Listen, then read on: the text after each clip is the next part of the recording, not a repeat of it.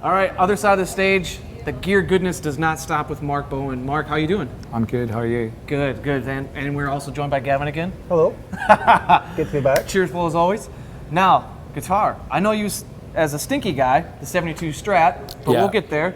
Tell me about this one, this beautiful, just cleaned guitar. It's my EGC 5500. I can't remember the exact number. But yeah, I got our sound engineer, Wiz. He started espousing the virtues. I'm actually using his guitar as a second on this, but he started espousing the virtues of EGCs, so I got really into them. It's like the hottest pickups you can possibly have. Like they wind them and they just don't stop winding them. And then the aluminium neck, I don't know, it just, if I go back to any of the other instruments, they sound like guitars, and like, I don't know if you can see, but like I'm kind of interested in not sounding that much like a guitar. Yes. But when it needs to, you know, you still got your rock sound, but it can really just blow things into a different stratosphere. Now, I'm not familiar with their pickups that they wind. Are they specific? Like, is it anything you asked for? Did you say you wanted the hotter pickups? It's just what it is. It's their single coil pickup. I think it's loosely based around Travis Bean. I know a lot of their stuff kind of is vaguely. But yeah, it's just loud, much louder, and much more like, there seems to be a higher kind of frequency bandwidth going on.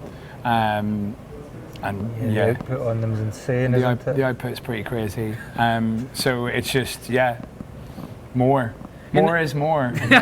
And how does it feel to play like aluminum neck versus a wooden neck? Because I've never played an aluminum neck. I mean, like, this is a very heavy guitar. Yeah. But I mean, that's mainly down to these ones are, this one's the aluminium body. It's a lot lighter. Yeah. But it's a little bit more imbalanced, so it's kind of like heavier that direction.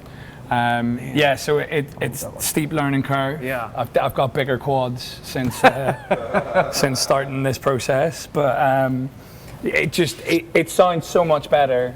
Like, I was a bit worried about playing live because we're quite like rambunctious live, let's say. Putting it lightly. And I was worried it was going to weigh me down, but it just sounds so good. You can't kind of leave it. Do you know what I mean? It has to be this one.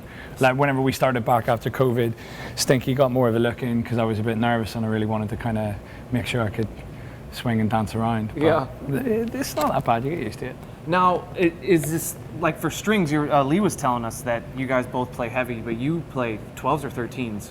Mammoth, 62 mammoths, so. Has that always been the case, or you kind of worked up that? I've just been working my way up. I do a lot of trem picking, so the more I've got to grip with the trem, I just keep going up. And I know that what's he called, Dick Dale, he was playing like something ridiculous, like 23s and stuff like that, and he does a lot of trem picking. So I'm like, okay, that makes logical sense. And I don't know, I break a lot of strings as well, so I feel like thicker sensibly would make sense that you're going to break them less, but they just snap harder. Yeah, exactly. But I don't know, it just feels right to me to kind of have a rope under your finger.